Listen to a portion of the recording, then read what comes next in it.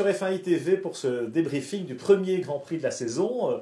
Alors un Grand Prix assez soporifique, il faut le dire, Ziv, malheureusement, même si on l'attendait avec impatience.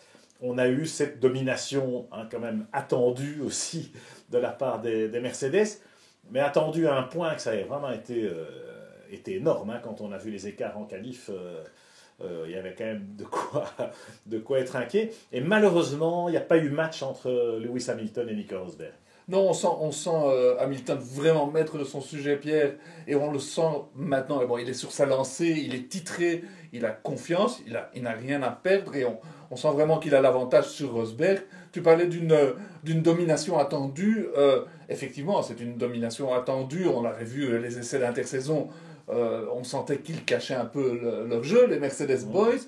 Mais moi je m'inquiète un peu, c'est que je me demande sur les circuits où il y a de l'espace, en Malaisie dans 15 jours, j'imagine que les Mercedes vont être encore plus dominatrices. Quels vont être les écarts? Alors c'est vrai que Lewis, on l'a senti effectivement imperturbable.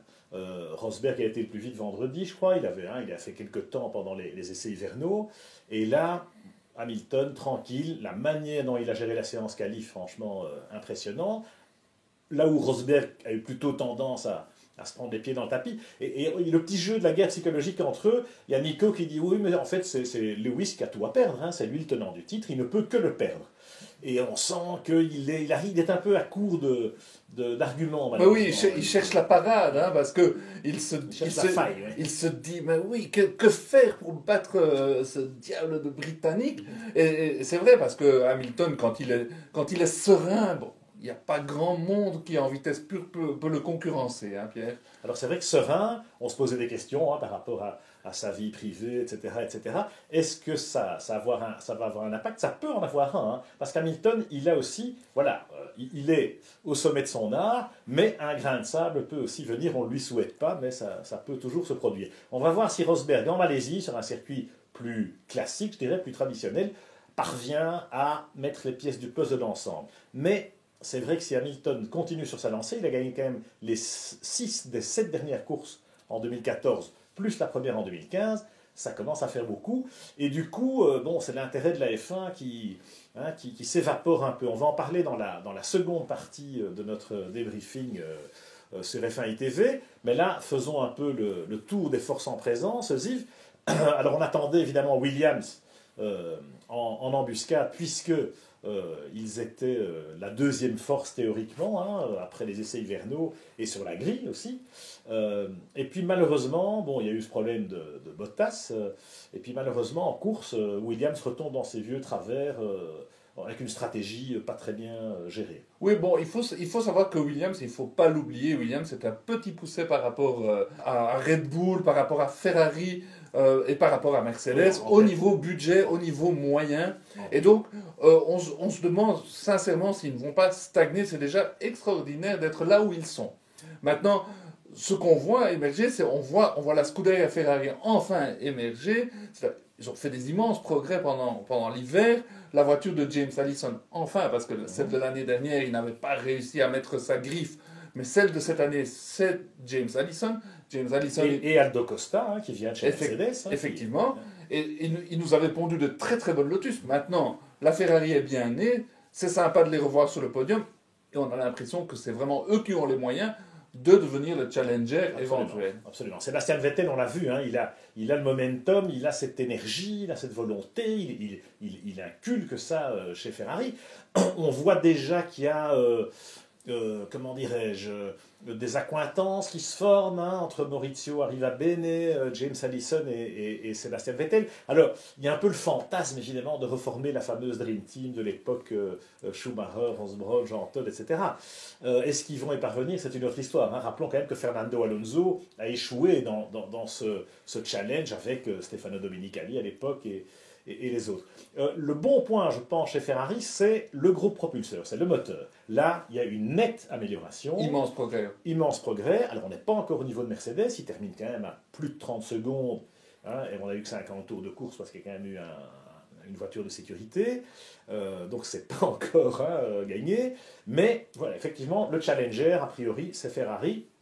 Plutôt Vettel que Raikkonen, même si Kimi n'a pas été verni sur ce coup-là. Et le fait que le moteur Ferrari soit monté en gamme, Ziv, ben, la démonstration, c'est l'autre Felipe, et c'est ton ami Nasser chez Sauber. Tout à fait. Et ce quel plaisir de voir, hein, parce que Sauber, vraiment, c'est un week-end en enfer avec ses batailles juridiques avec Van der Garde.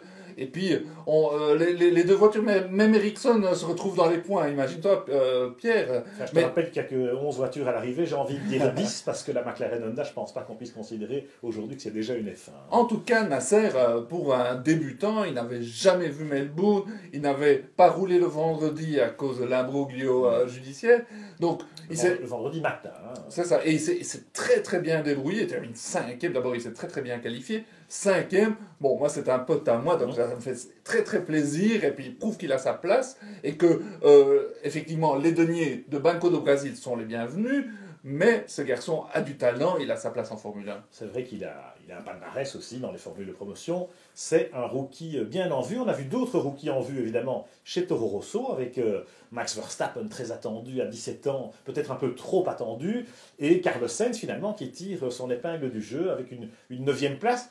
Et franchement, il méritait mieux s'il n'y avait pas eu ce pit stop calamiteux chez Toro Rosso. Il méritait mieux, et Carlos Sainz s'est révélé cette fois-ci. C'est vraiment très sympa parce que on a parlé tout l'hiver de Verstappen, de l'arrivée de cet extraterrestre. Et effectivement, il est pétri de qualité, mais on oublie que Carlos Sainz a gagné le championnat de Formule Renault 3 litres 5 haut la main, et donc il a sa place, et maintenant il montre qu'il la mérite. Maintenant, Verstappen, il avait une stratégie décalée, il était sur des pneus durs alors que les autres étaient sur les softs. Il s'est très très bien débrouillé. Bon, la fiabilité ne l'a pas aidé, mais à 17 ans, il était potentiellement dans les points. C'est un plaisir extraordinaire. C'est extraordinaire. Alors, ce qui est amusant, enfin cocasse, disons, c'est que les Toro Rosso, à moteur égal, ont fait mieux que les Red Bull, ou en tout cas quasiment jeu égal. Bon, finalement, c'est Ricciardo qui est le mieux placé à l'arrivée, mais il termine à un tour de Mercedes. C'est une catastrophe pour Red Bull et surtout pour Renault. Oui, et alors chez Red Bull, ils ne se sont pas privés de cogner sur Renault, mais alors avec une violence incroyable. D'abord, samedi, Helmut Marko, et puis aujourd'hui, même Adrian Newey, qui a vraiment tapé sur Renault en disant « Vous n'avez pas fait de progrès depuis Abu Dhabi, c'est un scandale, nous sommes largués, la voiture est bonne, la voiture a un potentiel, mais on tourne à 2 secondes. » Inexploitable, effectivement, Renault n'a pas fait de progrès, Renault a rétrogradé en voulant trop bien faire. Enfin, c'est vraiment un scénario catastrophe pour le constructeur hollandais, et on ne voit pas très bien dans cette, dans cette tension entre Red Bull et Renault comment ça peut aller mieux, en tout cas à court terme. Après, bon, ils sont quelque part condamnés à s'entendre, mais pour l'instant, le moins qu'on puisse dire, c'est qu'il y a de la friture sur la ligne. Les autres équipes indépendantes, privées, bon, un petit peu figurants, il y avait des beaux points à prendre, il y avait une grosse occasion, malheureusement Lotus passe à côté, et c'est vraiment de la malchance chez Lotus, parce qu'on l'a vu, enfin la malchance, il y a un problème quand même sur la voiture de Grosjean dès le départ, malheureusement. Pastor, il n'y est pour rien, tout le monde ricane, il n'y est pour rien, il a vraiment été pris en sandwich là, et puis expulsé dans le mur. Ça n'arrive qu'à lui, le pauvre. Et puis Force India qui limite les dégâts. Mais enfin, voilà, ils ont un moteur Mercedes et ils sont à des années-lumière. Oui, à propos de Force India, c'est vrai que Hülkenberg, évidemment solide comme un roc, ramène de gros points. Perez aussi ramène des points. C'est très sympa, mais ça fait 2 ans que la voiture est flattée par le moteur. Ils sont sauvés par le fait qu'il soit motorisé par Mercedes, parce que sinon, gageons que Force India soit à la rue, parce que cette voiture-ci manque cruellement d'appui, ça par rapport même à la Sauber, et donc Hülkenberg a fait le maximum qu'il pouvait tirer de cette voiture. Ils peuvent se féliciter d'avoir un gaillard solide comme ça. C'est vrai. Et puis finalement, McLaren Honda, bon, un Grand Prix et 15 voitures sur la grille, on va en reparler effectivement dans la seconde partie, et McLaren Honda qui est complètement à côté de son sujet pour l'instant. Mais on continue à dire que tout va bien et que ça ira mieux demain. Oui, ça c'est assez cocasse, parce que effectivement, on les voit tourner, enfin c'est quasiment au rythme des GP2, mais on continue à nous dire que le challenger potentiel de Mercedes, c'est peut-être Honda, et qu'une fois que tous les problèmes seront réglés, la voiture sera une bombe. Moi j'ai aussi, quelque part ils n'ont pas tout à fait tort. On a l'impression que cette McLaren le châssis est bien né, qu'au niveau aérodynamique, ils ont fait des progrès. Malheureusement, ils ne peuvent pas le montrer pour Là l'instant. aussi, c'est un peu comme Red Bull et Renault. Bon, on est un peu dans la méthode Coué chez McLaren Honda. Pour conclure cette première partie, un petit mot pour Fernando Alonso, parce que vraiment, cette histoire reste mystérieuse, et la manière dont McLaren a communiqué, le mea culpa de Ron Dennis à Melbourne qui nous dit j'aurais pas dû dire qu'il n'y avait pas de commotion cérébrale et qu'il était en pleine forme, parce qu'il ne pouvait pas être en pleine forme, hein, si on le garde 3 nuits à l'hôpital, soyons sérieux. Et puis l'espèce d'épais nuages qui entourent cette affaire. Personne ne veut se mouiller, personne n'a un avis sur la question. On ouvre les parapluies vers les médecins, la FIA... on enquête. Et rappelle-toi déjà à Barcelone, au moment de la sortie de piste, c'était incroyable. L'ambulance arrive, on transporte Alonso. L'hélico arrive, on transporte Alonso. Nous autres, on rend compte d'un accident, somme toute assez grave, hein, parce que de l'extérieur, chez McLaren, non, tout de suite, oui. Aucun problème. Enfin, mais pourquoi est-ce que vous réagissez comme ça sur un accident tout compte fait banal? C'est la faute des médias. C'est la faute des médias. Voilà. Éric Boulier, je me souviens, il nous a dit mais c'est un accident tout à fait normal. Oui, tout à fait normal. Donc on est dans la normalité, c'est formidable. Et Fernando sera peut-être pas en Malaisie. Rien compris. Voilà, Fernando sera peut-être pas en Malaisie et tout ça est évidemment normal. Bien. Écoutez, on en reparle dans notre seconde partie de ce débriefing sur FAI TV.